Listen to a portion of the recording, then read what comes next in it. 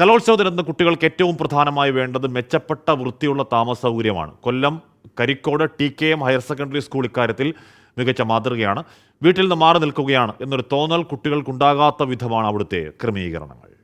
Karikode TKM higher secondary സ്കൂളിലാണ് നമ്മളിപ്പോൾ നിൽക്കുന്നത്. കലോത്സവം നടക്കുകയാണ്. തൃശ്ശൂർ, പാലക്കാട് ജില്ലയിൽ നിന്നുള്ള പെൺകുട്ടികളായ വിദ്യാർത്ഥികൾക്ക് താമസ സൗകര്യം ഒരുക്കിയിരിക്കുന്നത് ഇവിടെയാണ്. നിങ്ങൾ ഏത് ജില്ലയിൽ നിന്ന് വരുന്നവരാണ്? പാലക്കാട്. നിങ്ങളുടെ ഐറ്റം കഴിഞ്ഞോ? കഴിഞ്ഞു. ഞാൻ ഈ സ്കൂളിലെ ഹെഡ് മിസ്ട്രസ് ആണ്. പേര് സജി MS. ഒരു ഉത്കണ്ഠയോടുകൂടിയാണ് ഇതിനെ ഏറ്റെടുത്തത്. കാരണം നമ്മുടെ സർവീസിൽ ആദ്യമായിട്ടാണ് ഇങ്ങനെ ഒരു അക്കോമഡേഷൻ സെൻ്ററായിട്ട് ഈ സ്കൂളിനെ എടുക്കുന്നത്. പക്ഷേ ഇന്ന് ഞങ്ങൾ വളരെ സംതൃപ്തിയോടുകൂടിയാണ് ഇവിടെ നിൽക്കുന്നത്. സ്കൂളിൻ്റെ തുടക്കം മുതൽ ഈ വർഷം വരെയും ഞങ്ങൾ എല്ലാ ജില്ലകളിലും ഞങ്ങളുടെ കുട്ടികളെ വ്യക്തിഗത ഇനത്തിലും അതുപോലെ തന്നെ ഗ്രൂപ്പ് ഇനങ്ങളിലും കൊണ്ടുപോകാറുണ്ട്.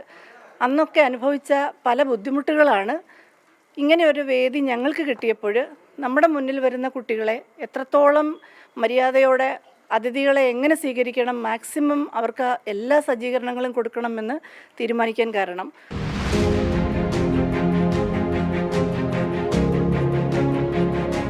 നമ്മളുടെ TKM മാനേജ്മെൻറ്റ് എപ്പോഴും നമ്മളോട് ഇവിടെ വരുന്നവരോടും കാണിക്കുന്ന ഒരു പോസിറ്റീവ് ആറ്റിറ്റ്യൂഡുണ്ട്.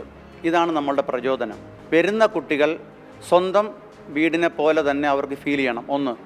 2, സർക്കാരിൻ്റെ ഹരിത പ്രോട്ടോകോൾ പാലിക്കണം.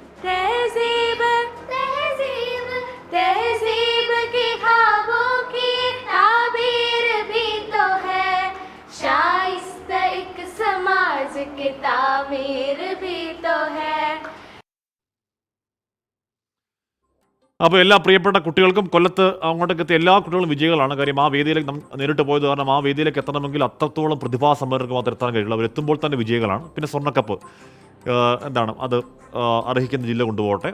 അപ്പോൾ എല്ലാ കുട്ടികൾക്കും കൂടി വിജയാശംസകൾ നേരുകയും